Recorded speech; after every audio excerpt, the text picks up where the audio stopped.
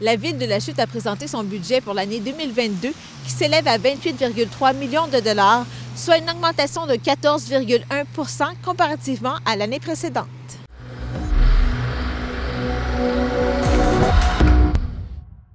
Il y a de la désinformation qui circule actuellement. Le nouveau maire de la Chute a défendu l'augmentation de 3,5 millions de dollars de ce budget adopté par lui et l'ensemble des membres du conseil municipal en décembre dernier. En fait, l'augmentation, c'est au niveau du revenu. L'augmentation au point de vue du citoyen, on parle de 7,9 % pour le compte moyen total.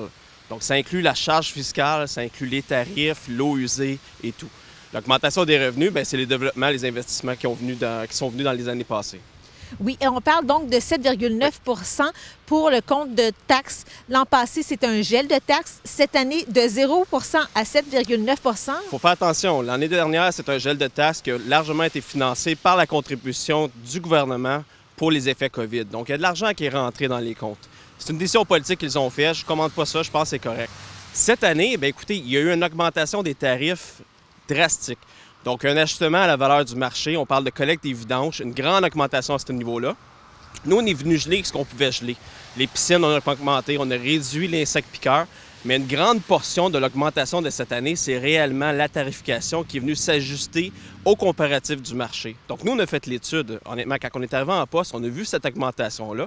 On a retardé la résolution, retardé pour la décision pour pouvoir faire cette étude et voir si c'était réellement la valeur du marché et des comparatifs, et c'était le cas. Donc, on a un rattrapage à ce niveau-là. Il y a également des décisions passées qui incluent dans cette augmentation-là. La décision du tribunal administratif du travail, ça représente 30 $ du 192 $. C'est un grand pourcentage également de ça. Mais ça, c'est cette année qu'il faut le payer.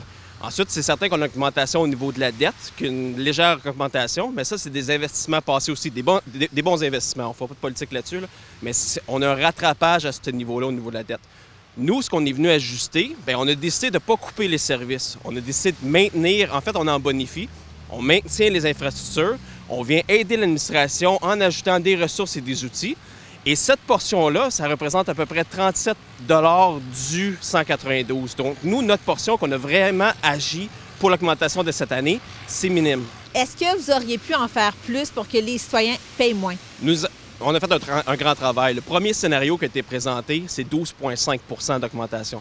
Alors, ce qu'on a fait, c'est qu'on a pris en considération l'augmentation du rôle foncier qui a été déposé cette année pour 2022, 2023, 2024.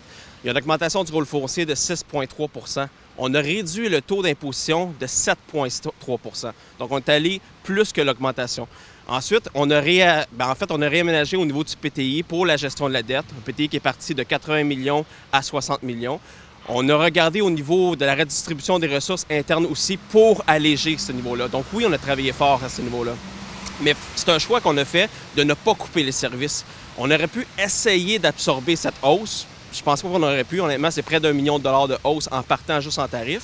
Mais on a pris la décision d'améliorer la qualité de vie des citoyens, comme qu'on a dit en campagne. On ajoute, on bonifie les services et on investit dans les infrastructures. La valeur foncière a augmenté de 168,1 millions de dollars à la suite du dépôt de rôle triennal, des nouvelles constructions ou de rénovations majeures, ce qui se traduit par des revenus de taxes supplémentaires d'environ 637 037 $. La valeur moyenne d'une résidence passera de 204 295 $ à 217 191 $, soit une augmentation de 6,31 %. Du côté des terrains vagues desservis, on y retrouvera une hausse de 33,84 %. La sécurité des citoyens fera partie des priorités de Bernard Bigra-Denis pour la prochaine année. En fait, on va l'annoncer dans quelques mois. On a déjà mis en branle le processus. Donc, dans quelques mois, 40 km/h à la grandeur du territoire de la Ville de la Chute, sauf les artères et les zones scolaires. Ensuite, nous ajoutons une firme qui va nous aider au niveau de la sécurité publique, donc dans les parcs, sécurité dans les parcs, le soir, pour réduire le vandalisme. Nous avons plusieurs projets comme ça que nous allons pouvoir annoncer, mais on est en train de mettre en branle. Concernant le programme triennal d'immobilisation pour les années 2022 à 2024, il représente un investissement total de plus de 60 millions de dollars, dont 65 % sont à la charge des citoyens. Les principaux investissements en 2022 seront le maintien des infrastructures en milieu urbain ainsi que le projet de la bibliothèque. Moi, je me suis engagé dès mon élection d'ouvrir le dossier et, dans le fond, évaluer ce dossier-là. Et c'est ce que je fais actuellement. Donc, il me reste à évaluer toutes les options possibles, mais d'ici 4 mois, on va l'annoncer à la population. Donc, avant de prendre une décision, on va vous annoncer les options possibles. On parle aussi du festival que la Ville veut organiser. Et il y a certaines personnes qui pourraient dire pourquoi ne pas rendre ce dossier-là à une autre organisation, un autre organisme, et que ça ne soit pas, en fait, la Ville qui organise ça. Bien, en fait, moi, j'ai discuté avec plusieurs maires de d'autres régions, dont les Laurentides, puis le succès financier vient souvent lorsque la Ville en prend en charge. Par contre, on veut travailler avec les partenaires locaux. On peut aller chercher d'autres partenaires financiers aussi, mais on veut travailler avec les organismes pour nous aider à l'organiser. Donc, c'est pas exclu. Et ça, c'est à partir donc de cette année que ce projet prendra... Effectivement. La chute en fête sera dès cet été. Dès cet été, oui. Donc vous allez plancher sur ce projet assez rapidement? Assez rapidement dans les prochaines semaines, oui. Et est-ce qu'on peut en savoir davantage sur ce festival? Est-ce que vous avez déjà... On parle d'un festival unique, donc un grand festival, pas nécessairement comparé au Festival de la famille comme qu'on voulait dans le temps, mais j'ai hâte de m'asseoir avec l'équipe des loisirs parce qu'ils ont plusieurs idées à ce niveau-là.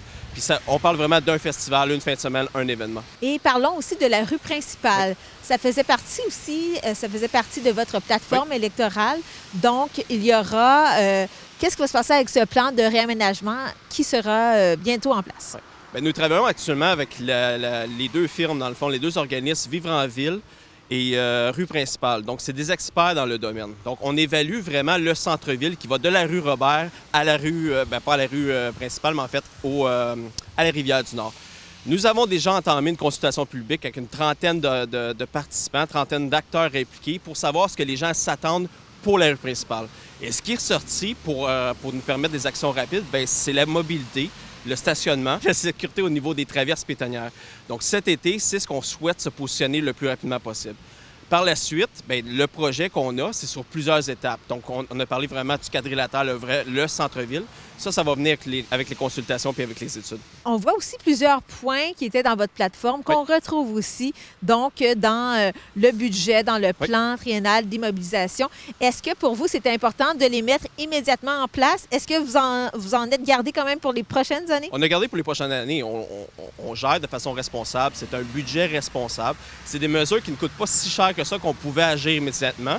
Et on a été élus pour ça aussi, il faut le rappeler. On n'a pas été élus pour assurer un statu quo, c'est pour avancer la ville.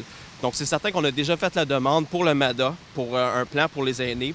On a déjà bougé au niveau des maisons bigénérationnelles, qu'on a entamé les démarches. Donc, dans les prochains mois, sûrement qu'on va les annoncer. On a parlé du festival, la consultation au niveau du centre-ville, la sécurité publique, on va toucher à tous les points de notre plateforme, mais c'est des mesures qui sont réalisables à court terme. C'est pas l'augmentation que je dis ça, je vais être clair. Là. On a été responsable à ce niveau-là et on pouvait la livrer. Pour atténuer l'effort financier, la Ville répartira le compte de taxes en 4 versements, soit le 1er avril, 1er juin, 30 septembre et 30 novembre 2022.